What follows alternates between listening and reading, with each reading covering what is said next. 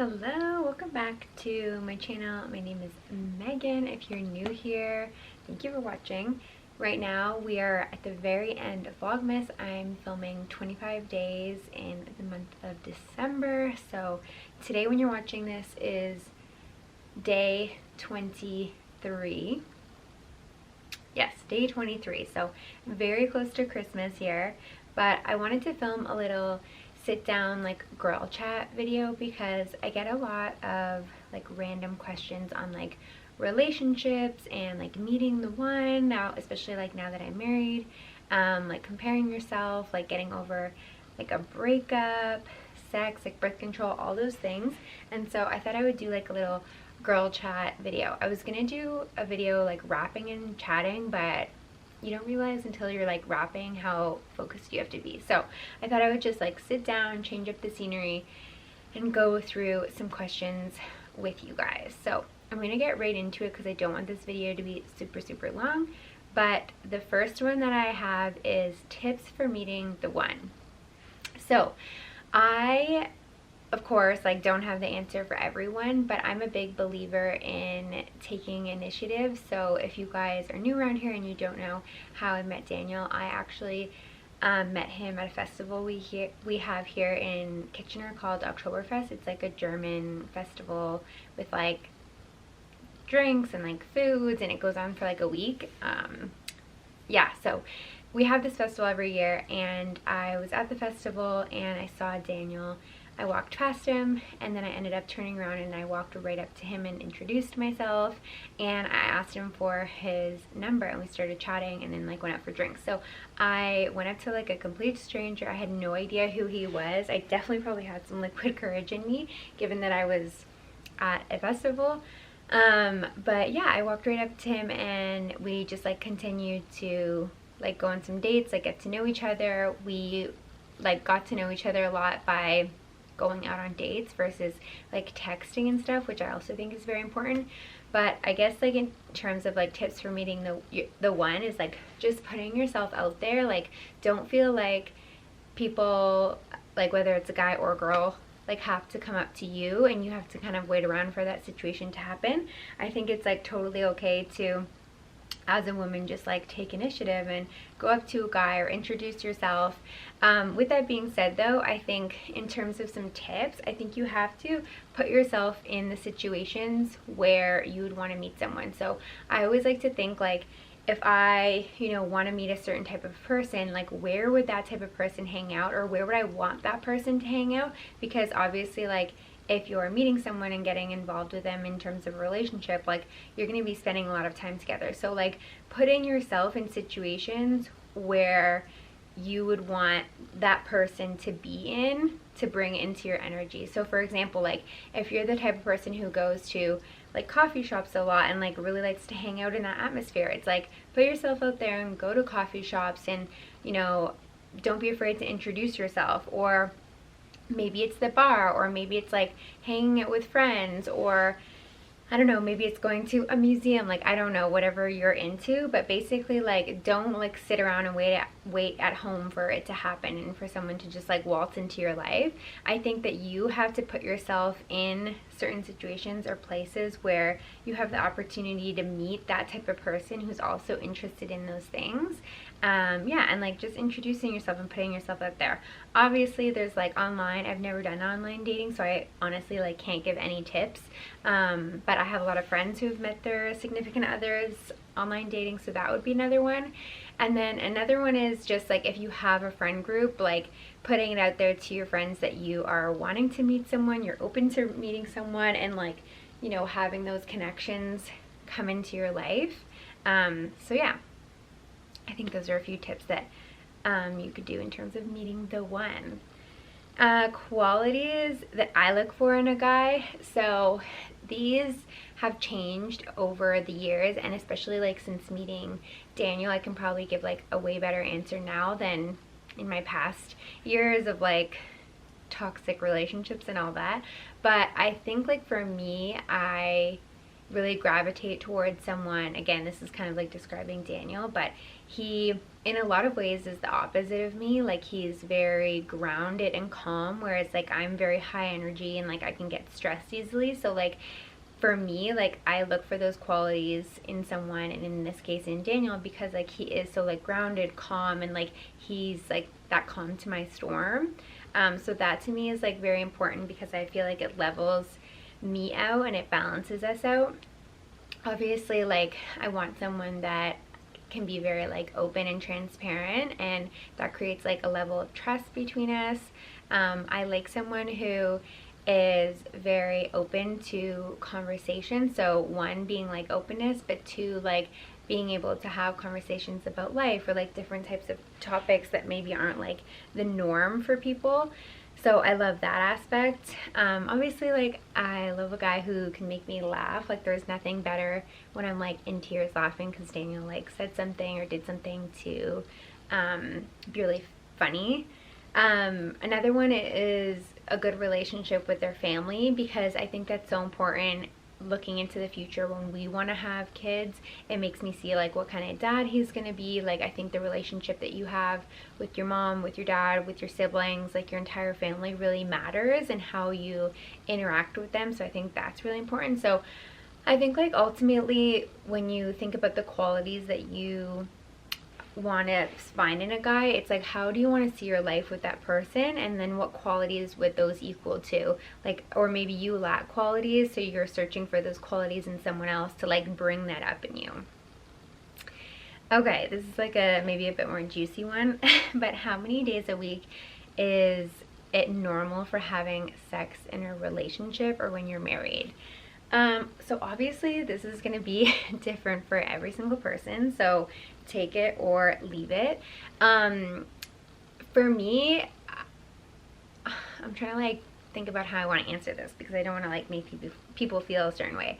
So I think it's like completely up to you and your partner. I think that it is healthy in a relationship to have sex and have those intimate moments, because I think it creates like a bond between you guys. It's a different level of like intimacy in your relationship, and I do think having like healthy sex with your partner is very important. And I do think that both people involved have to like feel the same level of intimacy. It's obviously like not ideal when one person is feeling it and the other person isn't feeling it, and then maybe you're just doing it because you feel like you have to. And I think kind of where this is like where this question comes from, because I think it's different for men and women. And again, I'm not saying like all men are like this and all women are like this, but I would say that men can like easily get aroused or easily have sex, whereas like with women sometimes it can take a little bit more, like it's more effort like to get into the mood and to get into that place. And so it is just different between men and women. And so I think that's kind of where this question is coming from, of asking like, it kind of starts to, is it feeling like a chore? Like I don't feel like I want to do it every day, so like is that bad? And so basically what I'm trying to say is that every person is different, every person's sex drive is different, and in terms of like how many times they want to do it or they're able to do it, how often you see your partner, like all of these things matter. But I do think that like a healthy intimate relationship with your partner is important in terms of having sex. And maybe that doesn't always like mean like sex, but being like in an intimate setting with that person. In terms of like how many days, like I don't know, like 3 days, like 4 days, like I don't know what number is going to be good for you, because every person's relationship is different. I believe that it should be weekly, because I feel like you can get caught in this trap of like pushing it off, and then you just like miss that bond with that person. And I think it is very important to like on a weekly basis, whether that's like going on a date or being intimate with the person. I think like you should keep that up weekly, because otherwise like life does get in the way and life does get busy. And I think if it's important to you and if it's important to your partner, you should prioritize that, and it should be a priority in your relationship. So again, I don't really like have the answer for this. Like I would say for me, like for us, it's like depending on like the week or like what's going on. It's definitely like, let's just say at least three times a week. we will try and be intimate with each other in terms of whatever that looks like. But yeah, I do think you have to be in a place where you want it to be happening, not because you feel like you should be doing it. So I think that if you're on the ladder and you feel like you should be doing it, that's a different conversation to have with your partner of like, maybe there's other things that you guys need to do to kind of like spice up your relationship, or maybe you need to have a conversation about like, you know, how to make the other person feel good, and maybe you need more, or maybe you need less, or maybe you need a different style. But I think like the communication aspect is so important, of like getting on the same page of essentially making each other feel good. Like it should never be a one-way street, and like I don't feel that either party should ever like feel like something needs to happen in the relationship just because like, oh, that's what other people do. So I would say like have those conversations with each other, because even though they might feel like awkward at first, they can go a long way in terms of like literally making you feel good in the long run with your partner, versus like just doing it because you have to. So hopefully that was helpful. The next question is birth control thoughts. So if you asked me this question years ago, I probably would have been like indifferent, not necessarily like pro birth control or against it, just like indifferent. So I have been on birth control since I was, I don't even know, 17 maybe, and I'm 32 years old right now. So I've been on birth control a long time. I'm on the Nuva ring.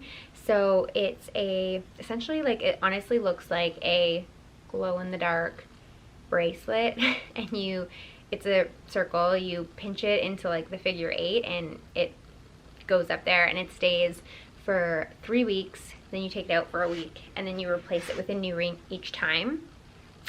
And in this current moment of my life, I wish I was not on birth control. If you've been around and you've listened to my vlogs, I've talked a lot about like my focus on health and wellness, and you know, really wanting to prioritize that area of my life. And I don't feel like being on birth control is the best for our bodies and what it does to us. And again, I'm not a doctor, so I don't want to get like too much into it. So at this point in my life, I like wish I wasn't on it. I hope to get off of it in the new year, which when I do, I'll take you guys along for that journey. The reason I'm not doing it like right this second is that I am very scared of getting pregnant right away, because I've heard women who get off birth control, it's a very like heightened time for their hormones, and you can get pregnant. And it's not that I don't want to be pregnant, I'm like hoping that happens for Daniel and I, but like right this second is just like not ideal. Like we're at my parents' home, like we are in a transition of where we're gonna live, we might be moving out west, like all of the above is up in the air, and so just like wouldn't be a convenient time. So for that reason alone, I'm staying on it as much as I don't want to be on it. So in terms of my thoughts when it comes to birth control, I think you have to do whatever is best for you.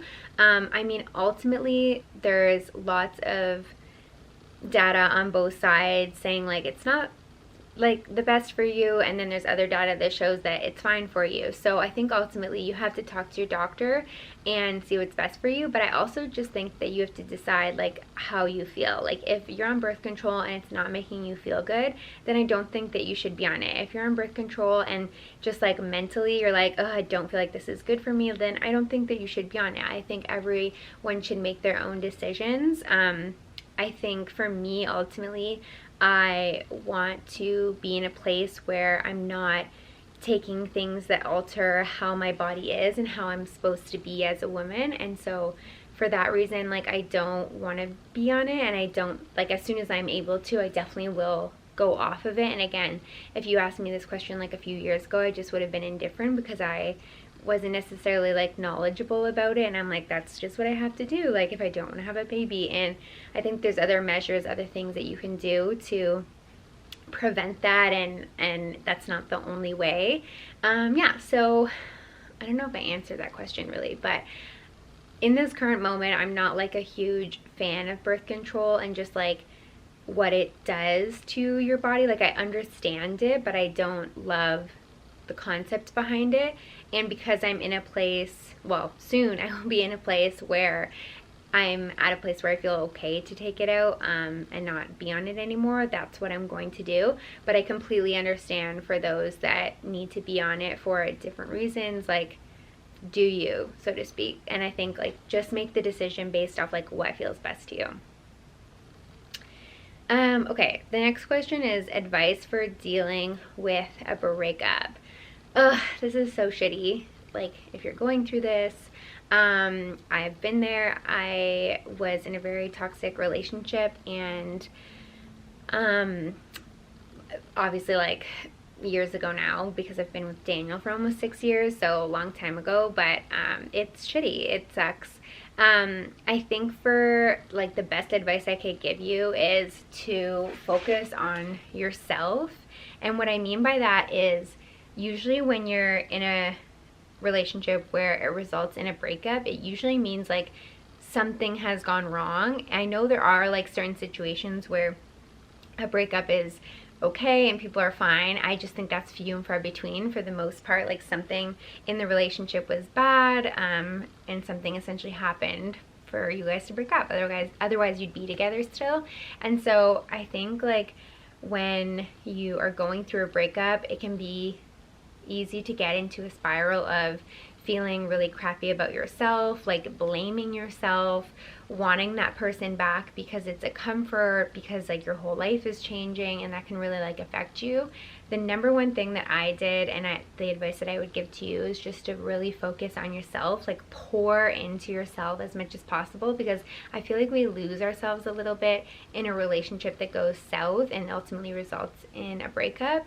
And so kind of like finding yourself again and discovering like who you are and who you are independently without someone else, I think is so important. So doing whatever you need to do to like fill your own cup. So whether that's like going and like traveling somewhere, you know, spending more time with your girlfriends or like with your family, or kind of discovering like a new hobby, or putting your soul into a passion project. Like, do things for you that make you feel good and kind of like lift your spirits, because I do think you have to like rebuild your identity and like the foundation of who you are, because we do get lost and we kind of like don't know who we are without that person. And I think before you meet someone else, I think it's important to just like be confident in who you are, be happy with yourself by yourself, and then meeting that person is just like a compliment, or that next person is just a compliment to your life. With that being said, if you're in a place where you're super sad and grieving like the loss of that person, I think leaning on the people around you that love you and asking for help. I think it's easy to just like lock ourselves in our room with a Kleenex box and watch like some like sad romantic movies is one thing, but asking for help is another. So if you are, you know, feeling lonely, feeling sad, lean on the people that you have in your life if you do have them. So whether that's like friends or family, and like asking them to spend time with you, or like go out and do things, or just like get on a call with you and like give you the space to feel the way that you feel, because you need those people the most in terms of support during that time. So leaning on those people. And I think, I don't know, this is again, like, everyone is different, but unless like you had a relationship that like truly ended on really good terms and you can like make it work as friends, I don't know, I've just like never experienced this, and I know it can happen for people, so I'm not saying like it's fake or whatever, but I personally believe in cutting off all ties with that person.